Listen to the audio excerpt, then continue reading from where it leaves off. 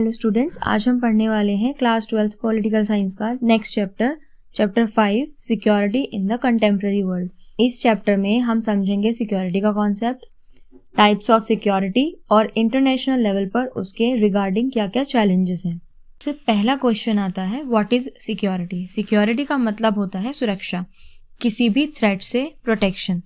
पहले के टाइम में सिक्योरिटी का मतलब सिर्फ मिलिट्री होता था, लेकिन आज के टाइम में सिक्योरिटी का ब्रॉडर मीनिंग है, जैसे human security, environmental security etcetera. Traditional notions of security. Traditional security का मतलब होता है मिलिट्री पावर का यूज करके किसी कंट्री को एक्सटर्नल थ्रेट से प्रोटेक्ट करना। इस अप्रोच में फोकस इंडिविजुअल्स पर नहीं बल्कि स्टेट पर होता है, यानी कंट्री पर होता है। यहाँ सबसे बड़ा कंसर्न होता है बाहर से होने वाला अटैक या फिर वॉर। इस अप्रोच के अकॉर्डिंग आर्म्ड फोर्सेस का यूज नेशनल इंटरेस्ट को प्रोटेक्ट करने के लिए लेजिटिमेट माना जाता है। ट्रेडिशनल सिक्योरिटी में कुछ इंपॉर्टेंट स्ट्रेटजीज होती हैं, जैसे बैलेंस ऑफ पावर मेंटेन करना, अलायंसेस बनाना जैसे नाटो। डेटरेंस का मतलब है जो हमारे एनिमीज हैं उनको डराना कि अगर तुमने अटैक किया तो आपको रिटर्न में जवाब मिलेगा, और आर्म्स कंट्रोल जैसे treaties. Non traditional notion of security, इसका मतलब है वो थ्रेट जो मिलिट्री से रिलेटेड नहीं है, जैसे भुखमरी आना, बीमारी या फिर कोई क्लाइमेट चेंज, टेररिज्म या रेफ्यूजीज क्राइसिस। इसमें जो फोकस होता है वो इंडिविजुअल्स पर होता है, ना कि सिर्फ स्टेट पर।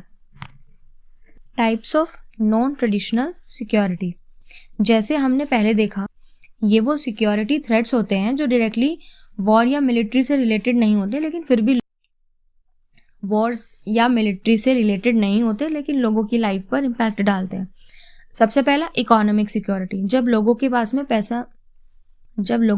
में जॉब नहीं होती है, इनकम स्टेबल नहीं होती है या पॉवर्टी ज़्यादा होती है, तो ये भी एक सीरियस सिक्योरिटी थ्रेट बन जाता है। इकोनॉमिक इनस्टेबिलिटी से क्राइम और अनरेस्ट बढ़ सकता है। दूसरा हेल्थ सिक्योरिटी, इसमें डिसीज, एपिडेमिक्स और पैंडेमिक्स आते हैं, जैसे कोविड-19। अगर हेल्थ फैसिलिटीज वीक हो तो लोगों की लाइफ डायरेक्टली डेंजर में आ जाती है। तीसरा important type, environmental security. Pollution, climate change, deforestation, natural disasters जैसे फ्लड या फिर ड्रॉट्स एनवायरमेंट को डैमेज करते हैं और लोगों के सर्वाइवल को थ्रेट करते हैं। फिर आता है फूड सिक्योरिटी, जब लोगों को सफिशिएंट और न्यूट्रिशियस फूड नहीं मिलता तो माल न्यूट्रिशन और हंगर बढ़ता है। ये स्पेशली पुअर कंट्रीज के लिए बहुत बड़ी प्रॉब्लम है। और लास्ट है पर्सनल सिक्योरिटी, इसमें थ्रेट्स जैसे टेररिज्म, वायलेंस, कम्युनल रिवॉर्ड्स और क्राइम आते हैं जो डायरेक्टली इंडिविजुअल्स की सेफ्टी को अफेक्ट करते हैं। इसलिए हम कह सकते हैं कि नॉन ट्रेडिशनल सिक्योरिटी का फोकस सिर्फ बॉर्डर पर नहीं बल्कि इंडिविजुअल की ओवरऑल सेफ्टी और वेलबींग पर होता है। करते हैं ग्लोबल सिक्योरिटी चैलेंजेस की। तो आज के टाइम में ग्लोबल सिक्योरिटी चैलेंजेस सिर्फ एक कंट्री तक लिमिटेड नहीं है। सबसे पहला चैलेंज इंटरनेशनल टेररिज्म, जो बॉर्डर्स फॉलो नहीं करता और पूरी दुनिया को अफेक्ट करता है। दूसरा इश्यू है न्यूक्लियर से रिलेटेड, जिससे ग्लोबल पीस और स्टेबिलिटी को थ्रेट होता है। तीसरा इंपॉर्टेंट चैलेंज है साइबर सिक्योरिटी थ्रेट, जहां हैकर्स कंट्रीज के डिफेंस और डेटा सिस्टम को अटैक कर सकते हैं।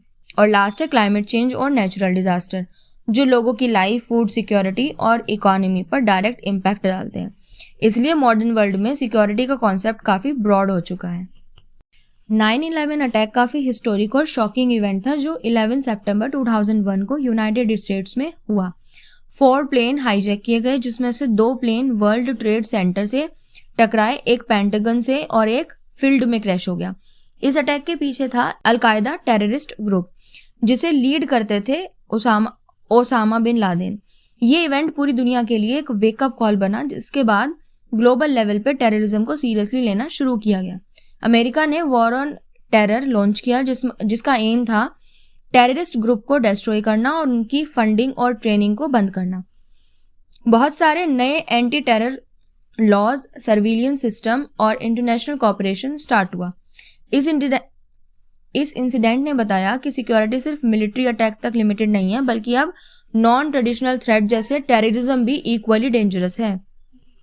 अब हम बात करते हैं इंडिया के सिक्योरिटी कंसर्न की। सबसे बड़ा कंसर्न है क्रॉस बॉर्डर टेररिज्म, खासकर पाकिस्तान की तरफ से, जो इंडिया की इंटरनल सिक्योरिटी को अफेक्ट करता है। दूसरा इशू है बॉर्डर डिस्प्यूट विद चाइना और पाकिस्तान, जैसे LAC और LOC पर टेंशंस और क्लैशेस। तीसरा इंपॉर्टेंट चैलेंज है साइबर सिक्योरिटी थ्रेट, जहां गवर्नमेंट और डिफेंस डेटा को हैक करने का रिस्क होता है। इसके अलावा इंटरनल थ्रेट जैसे कम्युनल वायलेंस और मिस इन्फॉर्मेशन भी इंडिया की सिक्योरिटी के लिए सीरियस कंसर्न है। सो स्टूडेंट्स, अब तक हमने जाना कि दुनिया और इंडिया कौन कौन सी सिक्योरिटी थ्रेट्स का सामना कर रहे हैं। अब हम बात करते हैं कि ऐसे थ्रेट्स को टैकल कैसे किया जा सकता है। सबसे पहला मेथड है डिप्लोमेसी और डायलॉग, यानी देश एक दूसरे से बातचीत करके अपने कॉन्फ्लिक्ट्स सॉल्व करे बिना वॉर के। जैसे इंडिया और चाइना के बीच कई बार टॉप नेगोशिएशंस के थ्रू बॉर्डर पर शांति बनाई गई है। डायलॉग से मिसअंडरस्टैंडिंग दूर होती है और ट्रस्ट बिल्ड होता है। सेकेंड स्टेप है डिसआर्मामेंट ट्रीटीज। ये एग्रीमेंट्स देशों के बीच होते हैं जिसमें वो डिसाइड करते हैं कि वो न्यूक्लियर या डेंजरस वेपन्स का यूज नहीं करेगा, जैसे NPT। इससे ग्लोबल पीस प्रमोट होता है। तीसरा मेजर है सस्टेनेबल डेवलपमेंट। जब लोगों के पास जॉब, एजुकेशन, हेल्थ फैसिलिटीज होती हैं तो वो इजीली टेररिज्म या वायलेंस के रास्ते पर नहीं जाते। पॉवर्टी, इनइक्वालिटी और एनवायरमेंटल डैमेज को एड्रेस करना भी एक लॉन्ग टर्म सिक्योरिटी सॉल्यूशन है।